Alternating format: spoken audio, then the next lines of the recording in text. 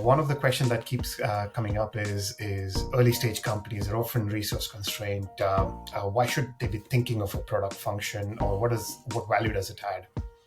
Well, I think if they're not thinking about product, there's a difference between having a product manager and Sure. the product management thinking. And I think if they don't have the product management thinking, then they're highly likely they won't make it. We talked about the fact of going from a technology into actually building a business. And I think one of the things we see quite a lot is that the technologists are enamored with their technology and believe if I build it, they will come. They will come. And unfortunately, that's not the case. And so we spend a lot of time with our companies kind of saying, okay, again, what do you want to be in the long term? What are the first steps? And a lot of the companies also say, well, we could go after 12 different markets. And I've seen a number of companies that have taken that approach who then end up not getting traction in any one of those, running out of money, and they can't raise more money because they don't have a solid plan.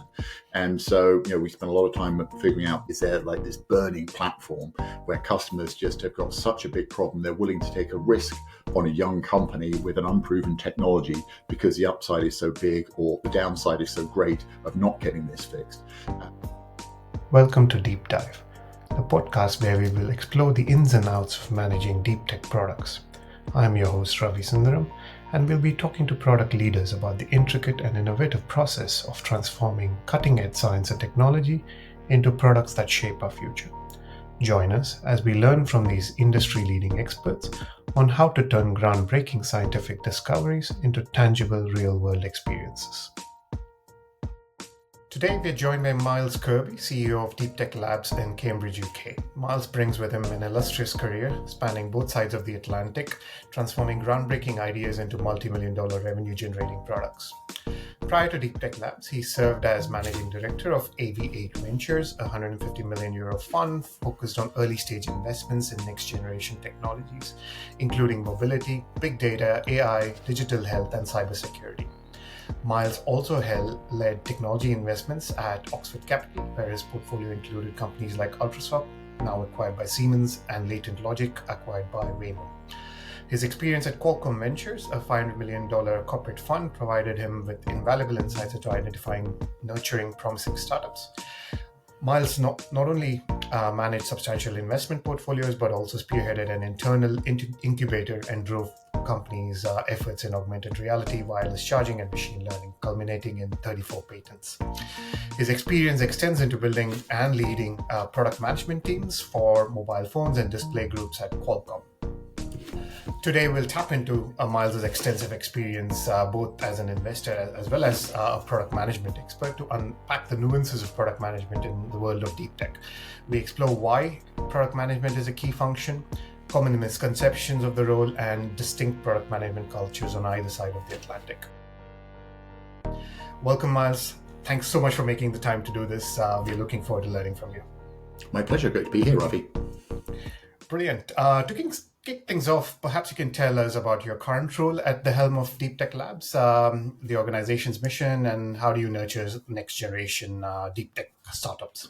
Certainly. So what we're doing at Deeptech Labs is very much helping early stage founders, often technical or engineering-led companies. And what I found over my career is that there's a lot of companies who have got great technology ideas and they get seed funding, but then they aren't able to transition from an idea and a concept into actually a real business that's fundable and a go-to-market strategy and a focus on customers. And actually, it's very pertinent to this discussion we're having today, because it is really around understanding how do you apply your technology to solve a real world problem. So what we're doing is we founded with the University of Cambridge, with ARM, Cambridge Innovation Capital, and some others in Cambridge, and really helping these companies. We've had 50 companies come through the program so far in 10 cohorts, and one of the things we do is really help to stretch the scale of ambition. One of the things we found, and we'll talk a little bit about US versus UK probably a little bit later, but one of the things that we found was that not all companies were looking at the full scale of the opportunity. And so that's one thing that's really important, is to be able to say, how big can this opportunity be, and to really drive the opportunity. And I think that's one thing that's really important. We then help the companies all the way through from thinking about the big vision, then going through to more of the implementation, what actually is the product, what's the first market, what's the beachhead, a lot of founders have a vision of what they'd like to be in the long term,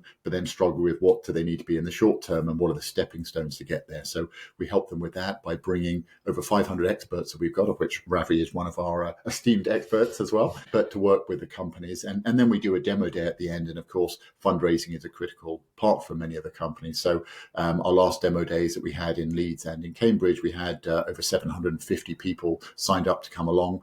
And at each event, we had over 200 investors or investing entities came along. So that's incredibly powerful for these companies that they've now figured out the right go-to-market. They've got the right ambition, scale of ambition, and then they can go out, start on the implementation, but also to be able to raise the capital they need as well. So that's what we're all about. It's really exciting seeing all of these next generation technologies, but then really sort of getting down to how do you actually really build a business? And product management is a key part there.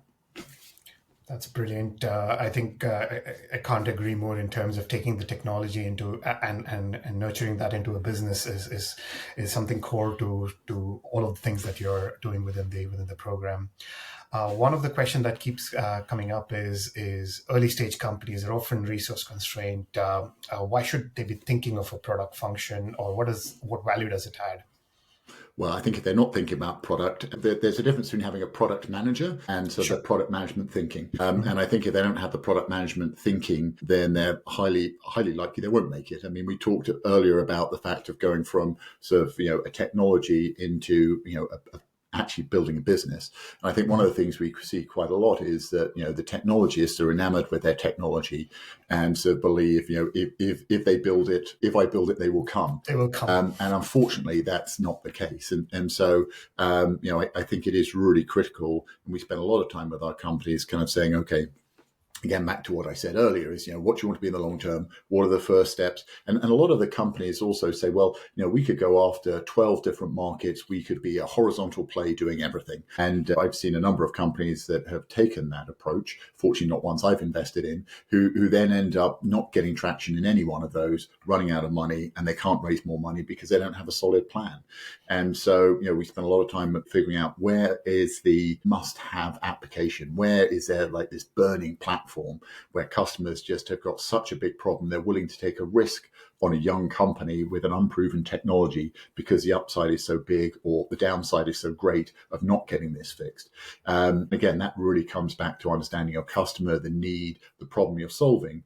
And so that is really critical for the companies. So, I think while they're constrained by resources, this thinking is absolutely key. And if they don't do it, in my opinion, their probability of success is really low.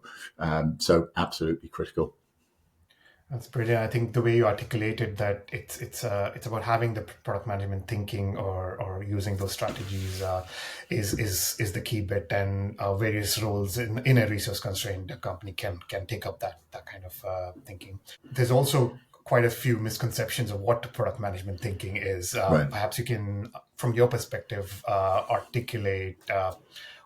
How would you describe this function or this kind of thinking, and is there any difference from let's say a software based product management to our world of deep tech? Yeah, certainly. So, well, and also I think the thinking between the US and Europe as well. So, I cut my teeth over in the US. So I spent 20 years in California and working for Qualcomm, as you mentioned. So, sort of, a tech behemoth. But at the time I joined, it was growing very rapidly. And, it wasn't even quite clear it was going to make it, almost not being able to make payroll, at that time as well, where now they're in obviously a pretty strong position. But I think I've seen in many different organizations, product management being thought of as, well, this is just a project management type role, and that doesn't work. It's not just that's a separate function, and that's sort of making sure that the trains run on time, that the project is moving as it should.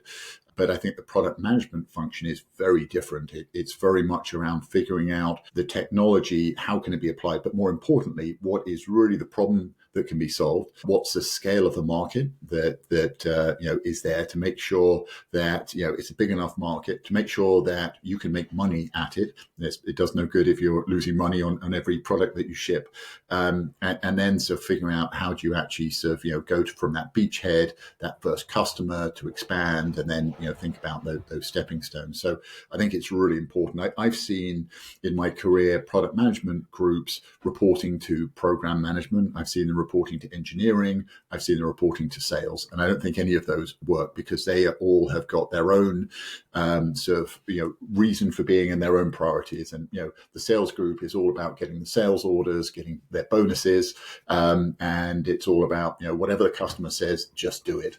And that's not the right approach. There needs to be a balance there. I think on the engineering side, then when it reports to engineering, then it's typically more around, oh well, that's just too difficult. We can't do that, or that's not interesting, so we're not going to do it. So I think it really needs to. And then on the program management side, I don't think it works there either, because typically the senior management within the program management have cut their teeth on programs and don't really understand product and what it means and how critical it is. So I think where I see it work well is typically reporting in sort of straight to the senior management, to the part of the senior management team, so that there is enough sort of weight behind the view of product management that can then sort of trade off where sales says no, but we need it because the customer said they'll only buy if we do this, to be able to go, actually, I don't believe that to be the case. We can do this, and then in the roadmap, the next generation, or this alternative will work for them. And then also, to be able to push back on engineering, where engineering says, "Oh, that's not possible." To be able to go back and go, "Well, actually, how about if we did it this way with this and this?" And well, maybe we can. So I think that independence is really important. And then you asked a little bit about sort of software versus kind of deep tech, and I've done sort of product management for both. I think the underlying sort of thinking it is the same, of course, because ultimately it's around figuring out the market and the product and where it fits in the value chain, and so building all of that. The difference obviously is around on the software side, it is a little more around sort of the product feature capability. Obviously there's some R&D and some things that are unknown there, but I think with the on the deep tech side, typically thinking in parallel about the product roadmap and also the technology development roadmap and how those tie together, and effectively need a product roadmap that then can sort of effectively take out the capabilities that are built in the technology roadmap, but having the two of those running in parallel and making sure they tie together. I've seen some times where engineering setting the technology roadmap and it doesn't mesh with the product roadmap, and that's no good either. So I think the deep tech side, it is a little different. Software is maybe slightly simpler, but it depends exactly what you're doing as well. If you're doing something new, interesting, we'll talk a little bit maybe later about sort of multi-physics engine and using kind of iterative engineering approaches and sort of machine learning around putting all these together. So there's a lot of software in that, but there's a lot of technology development, if you like, and validation as part of that as well. I think that's brilliant. In many ways, there's a lot that you unpacked over there. In many ways, the function is the way I think about it is it's a representative of the customer within the business. Yeah. So the points that you made of really understanding the customer and unlocking the problem, and almost you're sitting in between the customer and the business functions.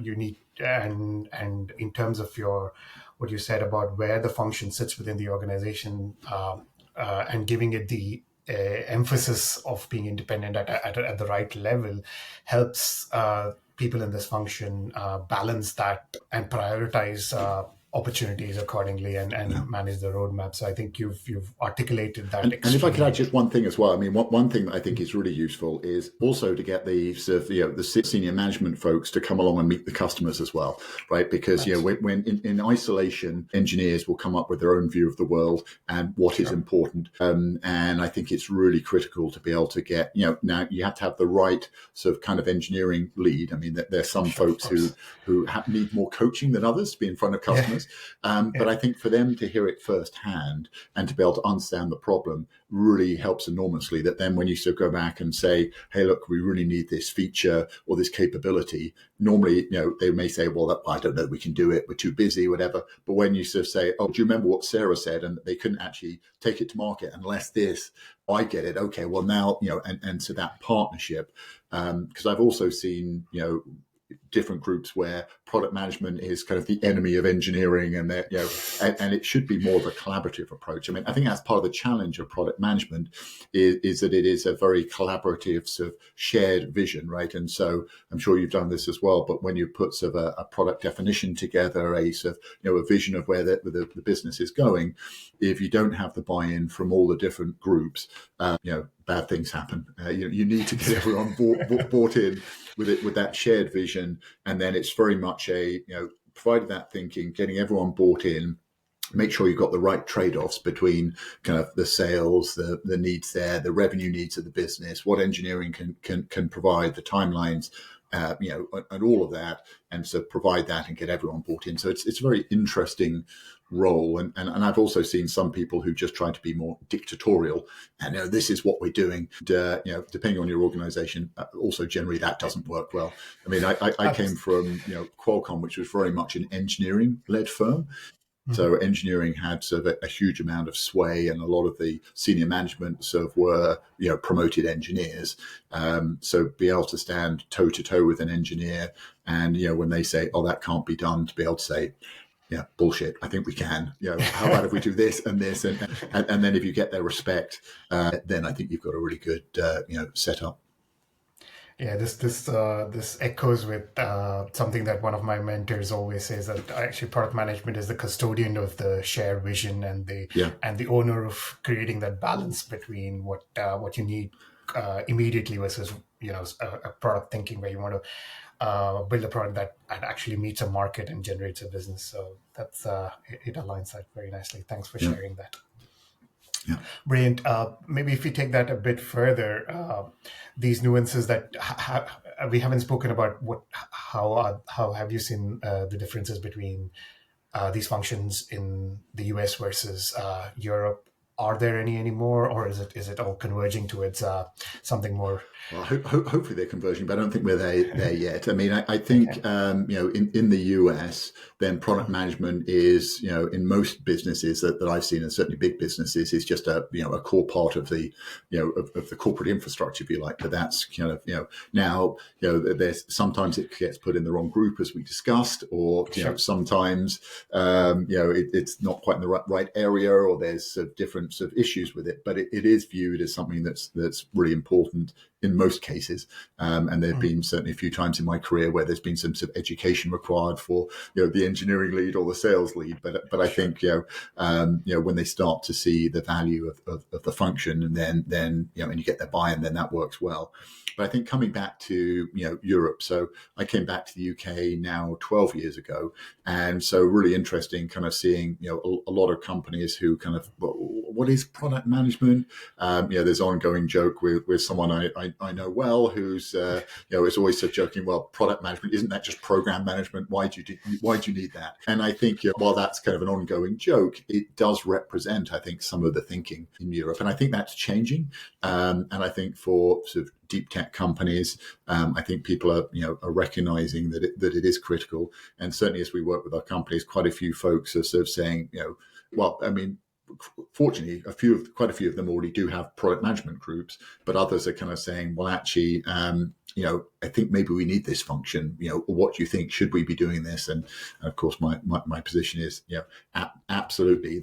Back to my previous point of, do you need to hire a full-time person when there's only two of you? Maybe not, but you need to have that sort of mindset, that thinking, and then when you've got the capacity, you should be bringing those folks on, because it is a full-time function to be able to, especially as the technology develops, and of course it never develops the way you expect, and the customer needs change, and the market changes, so it's never kind of a static, we've defined it now, wait 6 months, and out the other side will pop the perfect product, right? Doesn't quite work that way. Absolutely, and it just as you've articulated, it is a critical function, even more so because in deep tech you've got to have a view on or have a pulse on how the technology roadmap is evolving, and does it meet the market ramps that you're trying to hit. So it becomes even more critical over there. So it makes perfect sense. Well, and I think especially in a startup as well. I mean, product management in a in a very big business with you're doing product version number 23, Sure. and it needs to be blue as well as green, and it needs to be 2 centimeters bigger. That's different, right? And so that is it's still similar function, but you've got sort of guide rails a little bit on sort of what you're doing.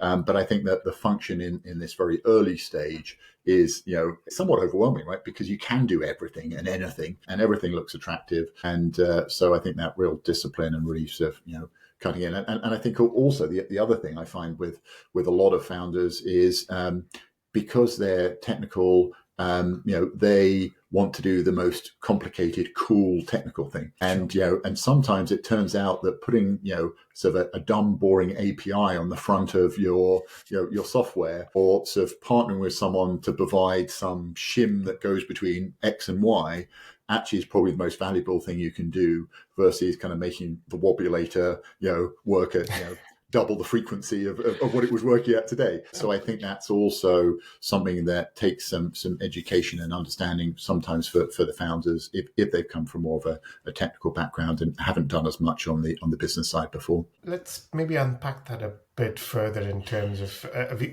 the size of the company and how product functions should be positioned and evolve. As a 2-person or 3-person really pre-seed startup, how should the founders literally, because those think Right. about dividing the roles, and how should the synergy be like between somebody thinking product like and versus a CEO, and how should it mature, or how have you seen it mature as the company grows? Yeah. Well, I think to start off with, if it's sort of a technical founder and a CEO, then the CEO has to take that role, but obviously working closely with the engineering sort of folks as well. So it should be a very collaborative process there as they start to figure out which direction they want to go, and then as the as the team grows. I mean, again, deep tech, everyone is different, right? So there may be some key things that you need to be able to prove out. Is your thesis correct that going back to the maybe material discovery, and we've got one company that's looking at sort of the quantum physics of materials, and they've got a model that sort of pops out suggestions for rare earth magnet replacement, and then they've got the next model that then sort of looks at what it would look like if you actually produced it. You've got to figure out, does that work? Does the output, can it be validated?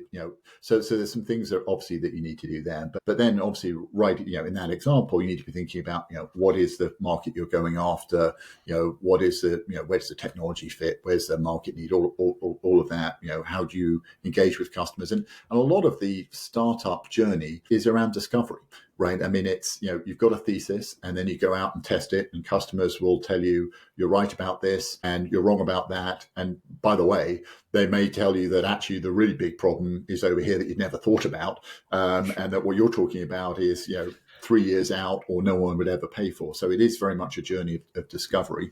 And I think, the CEO typically is kind of the lead evangelist, sales, product, all of that in partnership with the engineering folks, with the engineering lead as well. Now, as the organization grows and you start to get your plan together on where you're going on that first market, that first product, then you can start thinking as you build out the organization, do you have someone who has that product function? But I think, as with all these things, it's very much horses for courses. It depends, exactly what you're doing, how critical is this, and also the background of the founders as well. I mean, if you've got a founder who, really understands the product management function and sort of has that under control, that's great. If it's something that's just a black art that's confusing and they don't know how to do it and they've got no idea, what the product should look like, well, maybe they need someone who's sort of, more senior who can maybe do part-time role with them. Maybe they need to bring someone on full time. So again, it really depends on the startup, but I think it needs to be something which needs to be thought about, and how's that function being fulfilled, and it can be fulfilled in a few different ways. Are there any examples that come to mind of companies that you've come across? You may or may not want to name them, where it has gone really well, and maybe where it has not gone well at all, because there's no better learning than failures, and looking at successes as well. Yeah, I mean, there's one company that I know the guy who is now running it, and it's in Cambridge, and it's called Second Mind, and it was called Prowler before, and that's one of the things he renamed. I think Second Mind is slightly better name. And so Gary Atchie was sort of running product management. Gary Brockman in San Diego, we know each other from Qualcomm days, and I think Second Mind, a lot of really good academics from the university, and they sort of spun out, and they were looking at multiple different markets, and they were looking at sort of insurance, they were looking at automotive, they were looking at where could their algorithms be used, and so quite a lot of money was raised, and the company didn't get getting traction in any one of those markets. And I think what Gary did sort of came in and really focused the business down and said, okay, where is there a real need, where's there a real customer, and focusing on the automotive.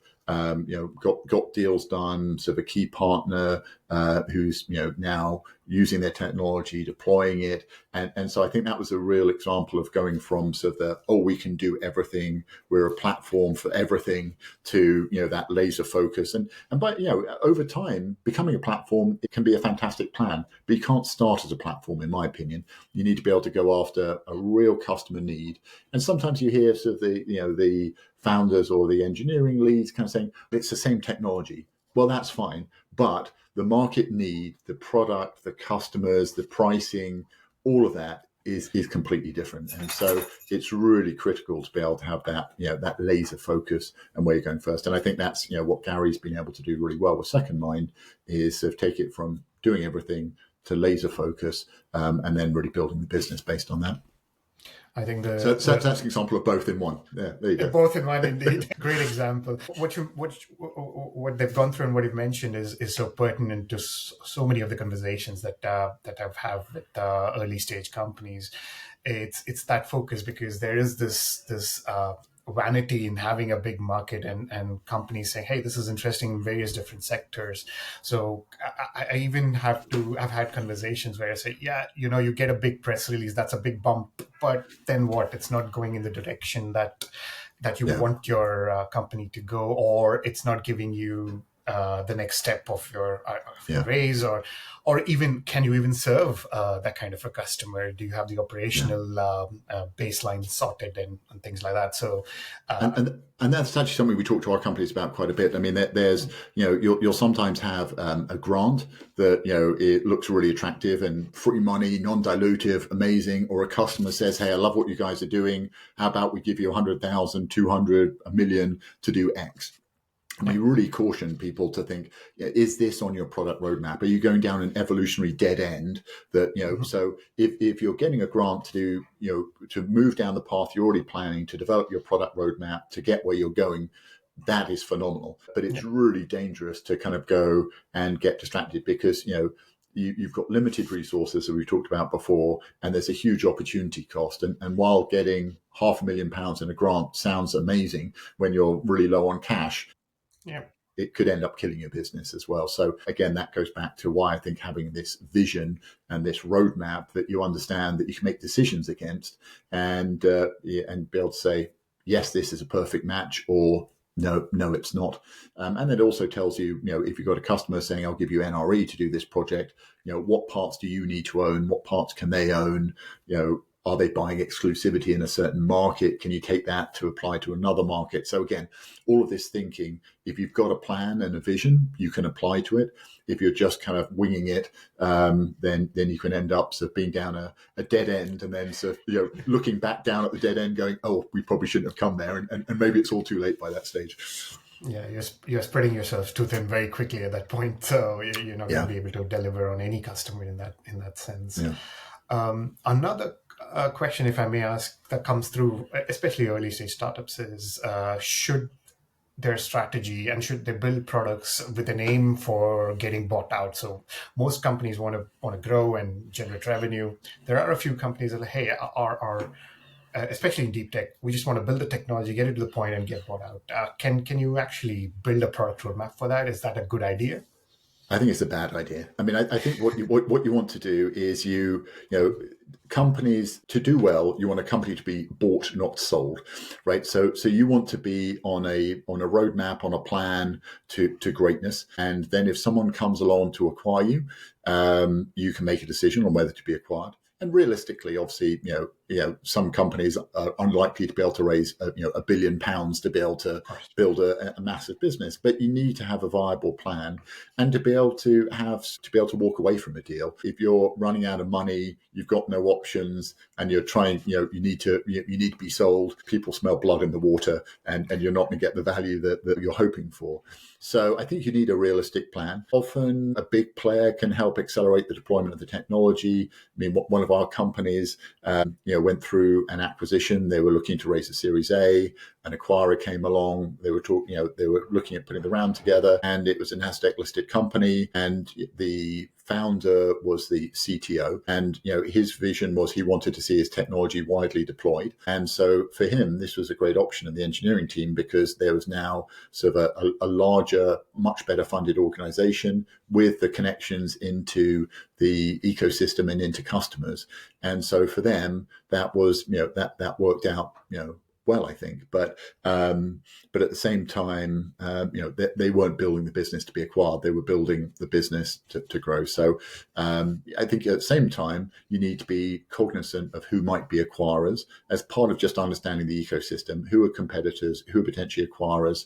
And I've also seen an example. There was a couple of companies a few years ago doing some interesting work around femtocells in these sort of small base stations, if you like, for sort of 3G, 4G, 5G.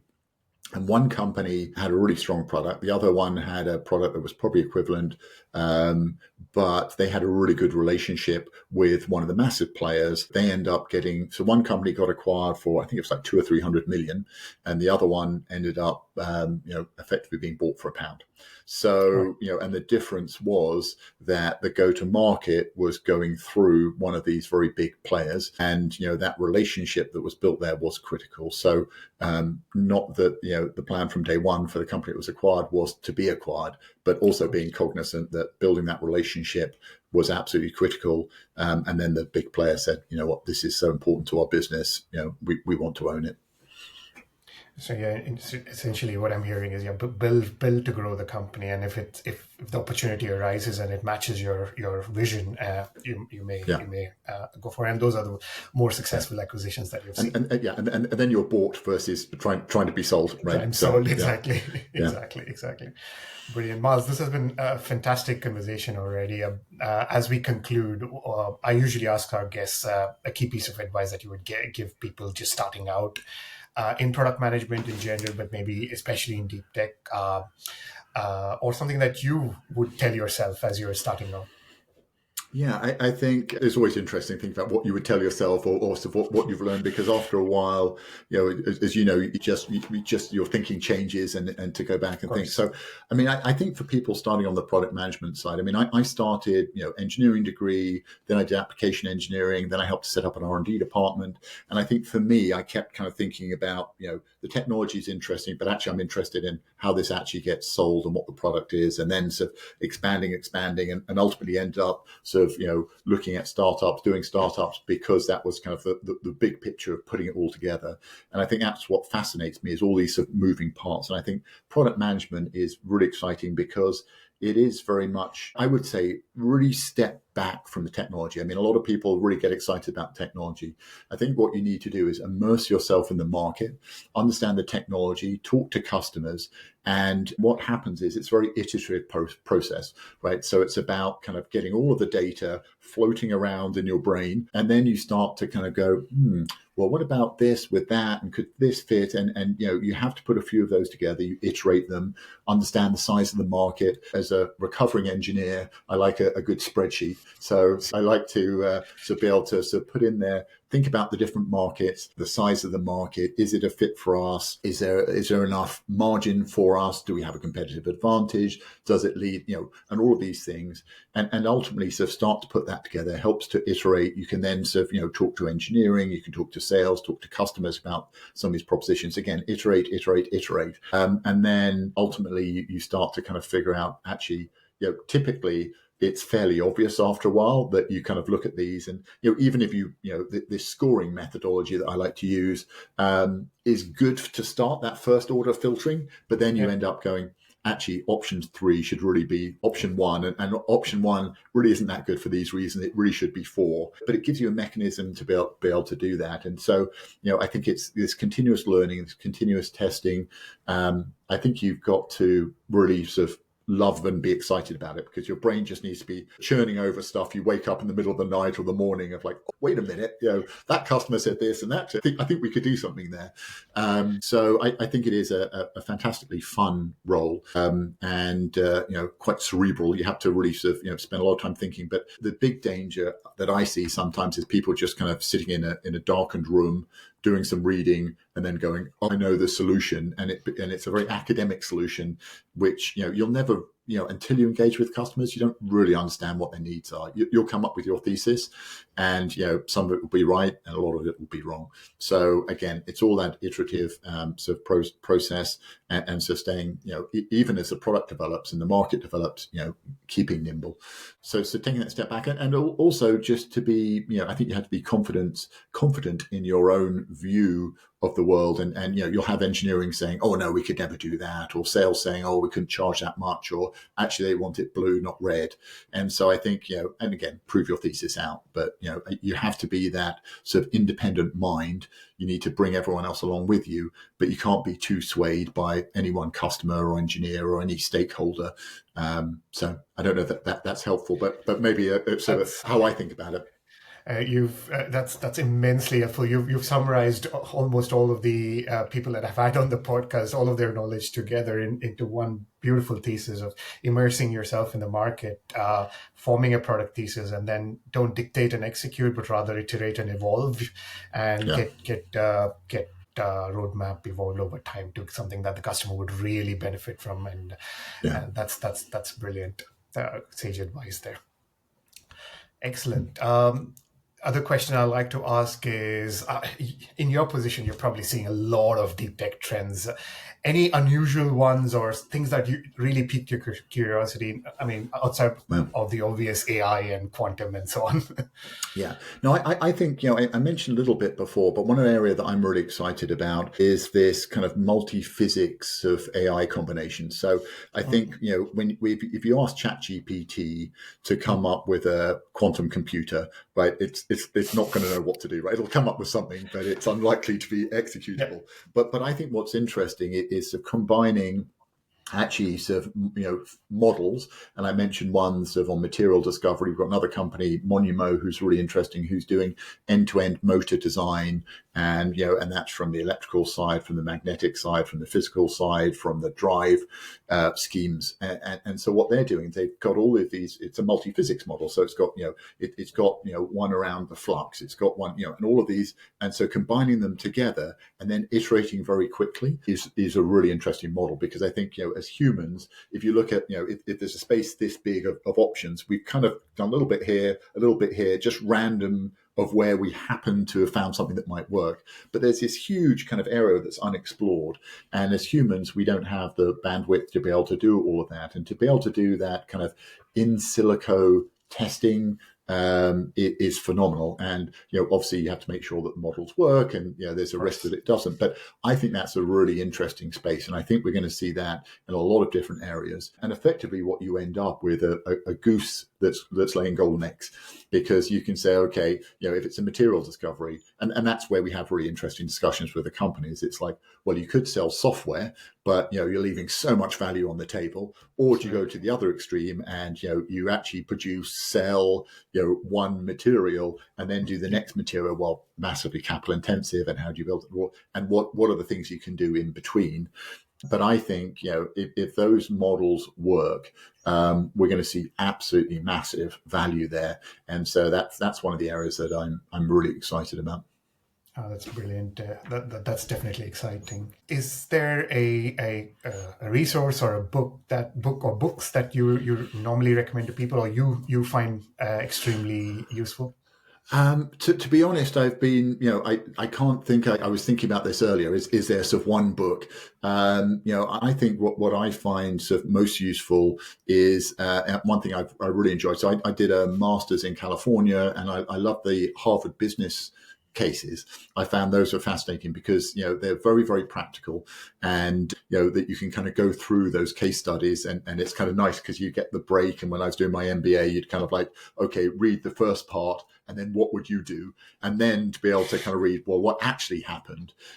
So I find a lot of those use cases and so practical examples really useful. And I think that's also part of the way we run Deep Tech Labs is very much around everyone's different, right? So there's no book that says, deep tech, commercialization, 101, if this, do this, right?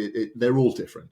And so I think that's why, what we do is to bring all of these experts, to work with the companies to help share that knowledge and that brainstorming, and to be able to come up with ideas on how you might execute. So I think there's the sort of academic how product management works, which is great, and obviously recommend that people do that and go through that and understand that.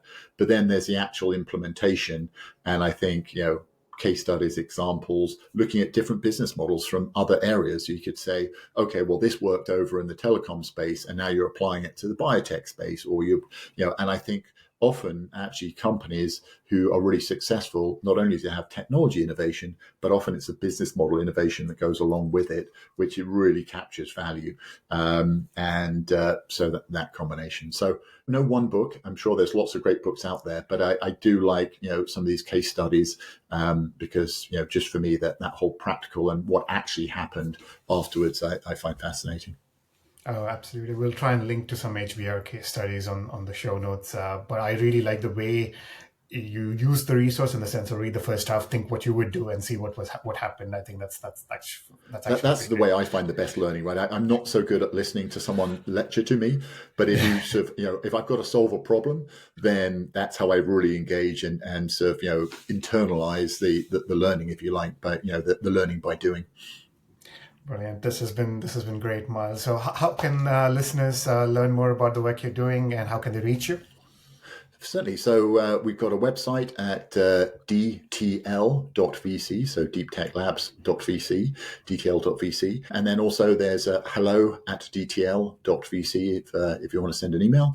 But if folks are interested in working with us, we're always looking for amazing experts to help work with our companies, VCs to come along and to our demo days to help the companies, and of course, amazing founders who have got a nugget of amazing technology that are trying to figure out how do I actually build a real business here. And I think, we think about this building the solid foundation that you need to be able to go on and build a real business. Excellent. No, I can vouch for the program and the accelerator, and I'll link to the website and email ID in the show notes so people can reach out to you. Miles, this has been amazing. It's all what I wanted to get out of this conversation, and I'm sure our listeners will learn a lot from it. Thank you very much for taking the time. My pleasure. Thanks so much for having me along. And it's always fun to talk about product management and really exciting area. And, I think absolutely critical to success of deep tech companies and, well, all companies, but especially deep tech. Thank you very much. If you like that conversation, please subscribe. You could also engage further by joining the Deep Tech Syndicate Substack and Slack channel via the link in the show notes. You'll be tapping into a network of the brightest minds in deep tech product.